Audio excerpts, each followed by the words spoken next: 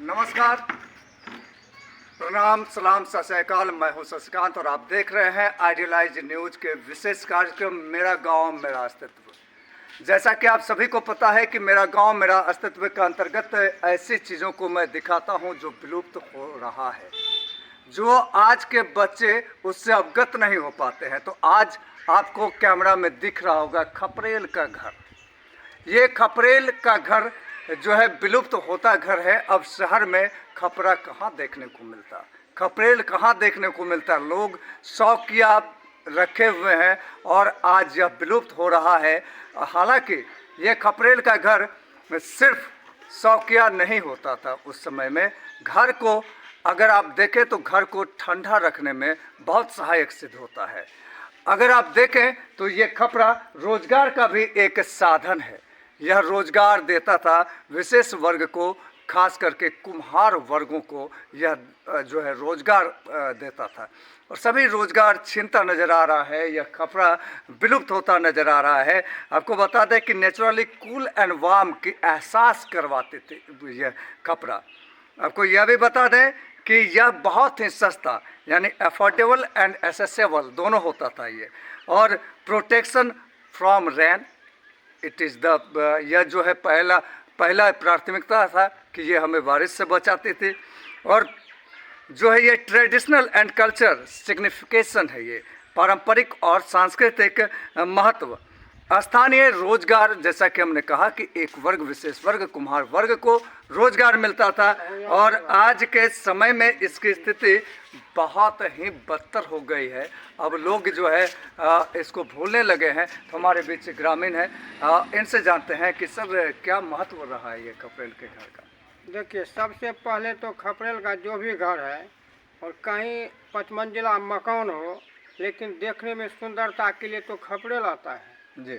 और खपरेल में आप कहीं से कितनो गर्म है, पसीना बतर है, आप लेकिन खपरेल के मकान में घर में बैठने से आपको पता चलेगा कि मुझे ठंडा महसूस होने लगा, आपको राहत बुझाएगा। यानी सब विशेषता है, पंखे उंखे से भी जो है निजात आपको मिल जाएगा। और बिल्कुल ठंडा महसूस होता है।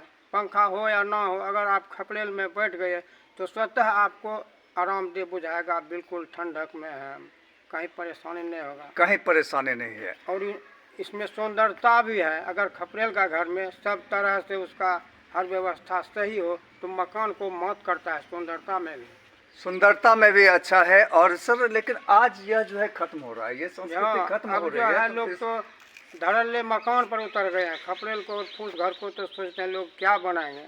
तो क्या इसे बचाने की जरूरत है इस संस्कृति को? बिल्कुल सही है। अगर यह चलता रहे तो बिल्कुल अच्छा रहेगा, लोग को आरामदायक भवन मिलेगा। इस संस्कृति को बचाने के लिए सरकार से आप कुछ करेंगे आग्रह कि इस संस्कृति को बचाने के लिए क्या करना चाहिए? सरकार अगर चाहे तो खपरेल का घर और फूस का घर बनाने के लिए अगर जनता को या किसी को उस पर कुछ अनुदान दे, राहत दे, तो लोग स्वतः इस पर फिर दिमाग लगाएंगे। खपरा उपलब्ध हो, खपरा बनाने वाले को कुछ मदद मिले तो जरूर वो खपरा बनाकर बेचेंगे और लोग खरीद कर घर अपना बनाएंगे। क्या नाम है आपका? मेरा नाम है मुरलीधर मंडल, घर बलिया हुआ धुचा टला, थाना भवानीपुर, जिला पूर्णिया।